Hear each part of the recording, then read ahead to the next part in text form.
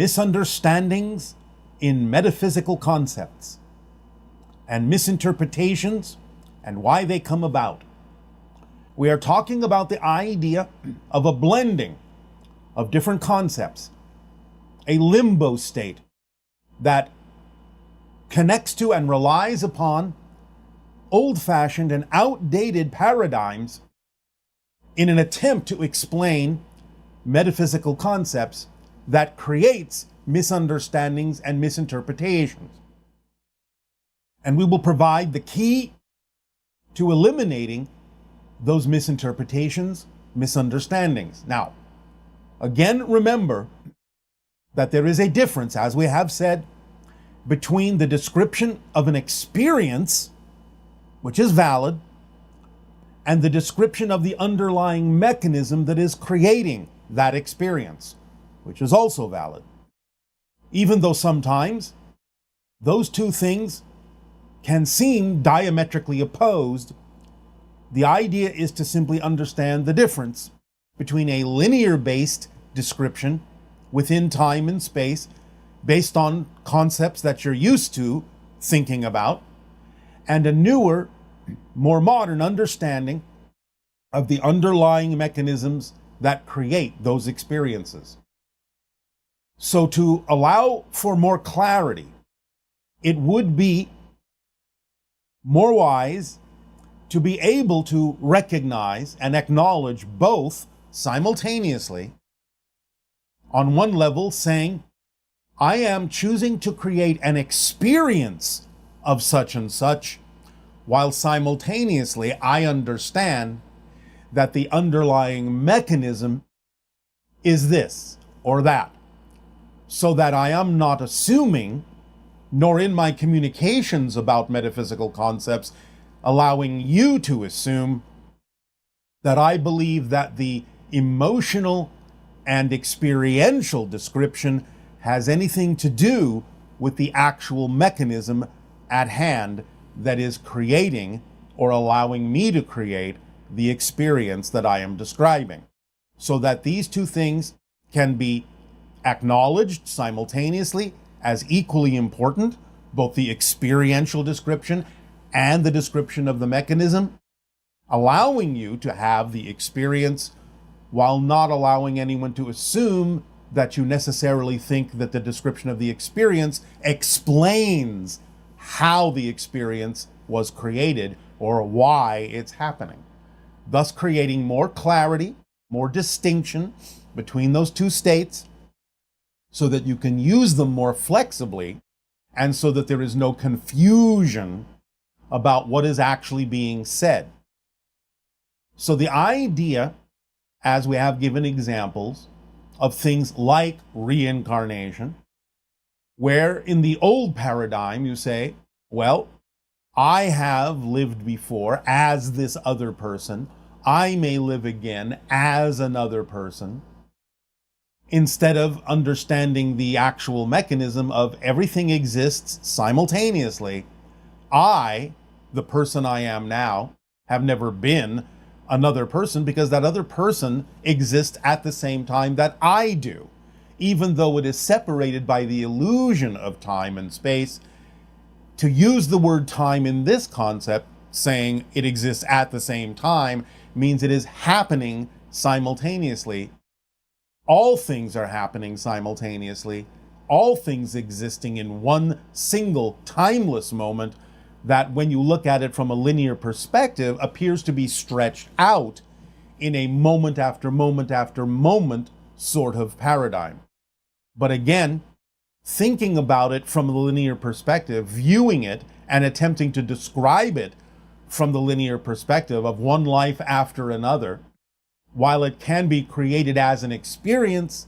is not a description of the mechanism, since the mechanism is that everything exists all at once. But by stretching it out in a linear sense, you can create the experience of having had these other lives, when in fact what you're actually doing from the present is simply energetically creating connections to other lives that exist at the same time, other people that exist at the same time that you do, drawing upon those experiences, downloading their experiences to aid and assist you in the themes that you're exploring as this person in this life, while they may be doing the same with you, downloading your experience and information in whatever context works for them in their lives, because they exist simultaneously with you. They are not becoming you reincarnationally. You have not been them reincarnationally. You both coexist simultaneously and are sharing information in a dynamically, constantly changing web of informational exchange, energy exchange, experiential exchange, so that each of you can form the information and rely upon the information you need to explore the themes that represent who each of you distinctly are as individual aspects of creation. So the way that you can allow yourself to move forward with a clearer understanding of metaphysical concepts is to go back to the framework we introduced some time ago called the 5 laws. If you remember, the law is, number 1, you exist. Number 2, everything is here and now. Number 3, the one is the all are the one. Number 4, what you put out is what you get back. Number 5, everything constantly changes except for the laws. So when you use that as your basic framework, as your basic template to understand any metaphysical or spiritual concept, by comparing the metaphysical concept to the structure of the 5 laws, you can begin to realize the true underlying mechanisms as opposed to the description of the experience that you are having. For example, the first law, you exist. When you have a complete and deep understanding of what that means and how it means you cannot cease to exist, even though you may change your expression, you will always be you from your perspective experiencing things, that you cannot cease to exist, then you know that death is not the end of anything. It is simply a transformation into another state of being, be it physical or non-physical, doesn't matter. And therefore you can use that law to understand that there is really no such thing as death as you think you have understood it experientially from your linear perspective for thousands upon thousands of years. When you understand the second law, that everything is here and now, as we just described reincarnationally, you will understand automatically by your depth of understanding in that second law that there really can be no such thing as actually having been the other person, mechanically speaking. You can have that experience. You can always create the experience. But it is the fact, the mechanical fact, that everything exists simultaneously that allows you to have the experience of using and viewing that mechanism from a linear perspective that allows you to have the experience of having lived before, the so-called memory of having lived before, which is just your interpretation of the ongoing, presently existing energetic connection you have made to those other people, past or future. When you understand that everything is all the same thing expressing itself in a variety of different ways, then you know there is really no such thing as disconnection. You don't necessarily have to have the experience that you call disconnection, pain and suffering, because you know that you are always connected. Even if you create the experience of disconnection, you have to create that from the understanding that you are always connected.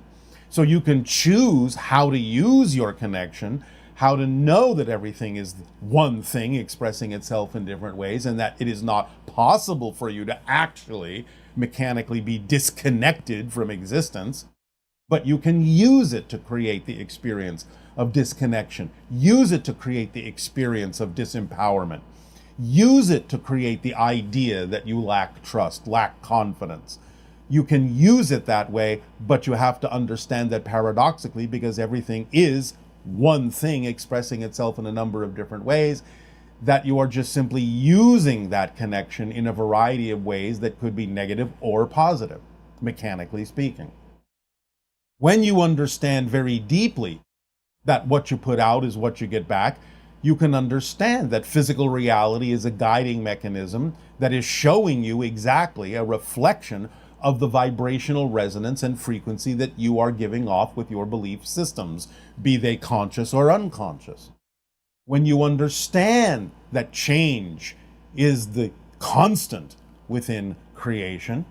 you understand that the changes you go through is your relationship to the thing that never changes, which is the structure of existence, which are the 5 laws.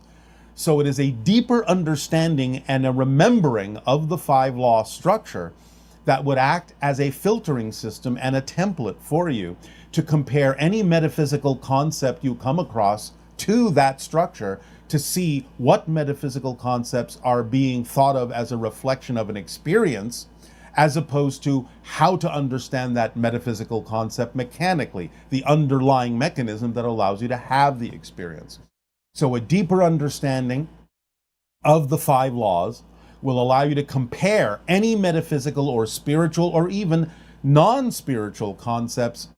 against that, to know that that is the structure of existence. That's how everything works. It is always a combination of those laws that creates every experience you have.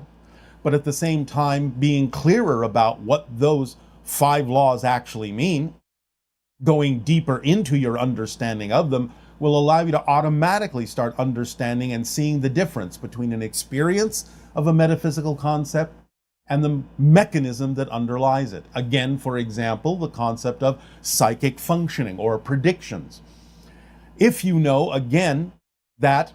everything exists now, then it is not a surprise that someone who is tuned to a parallel probability reality could pick up on the idea that that reality that you could shift to may have a high degree of energy behind it, a high degree of momentum behind it, may be the most likely manifestational reality to occur if things do not change.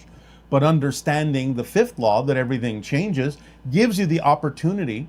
to say, well, if I understand that that prediction is not necessarily a prediction of the future, but a prediction, a sensing of the energy that exists in the present, because everything is here and now, then I understand that it's simply an opportunity to know where the energy lies now, and to know that in the 5th law, everything changes, that if it doesn't necessarily have a lot of energy behind it, or the energy behind it can be changed, then the prediction doesn't necessarily have to manifest if it's not something that you prefer. And by adding energy to it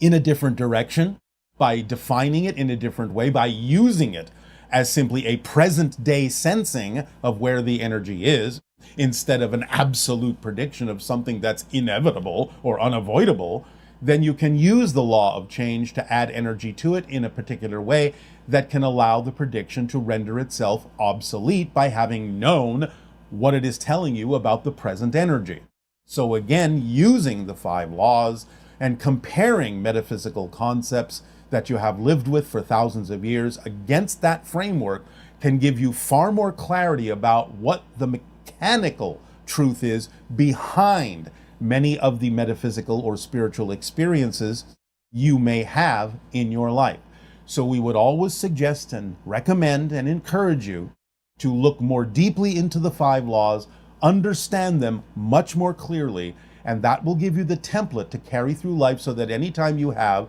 a metaphysical experience, even if you want to validate it as an experience, which is fine,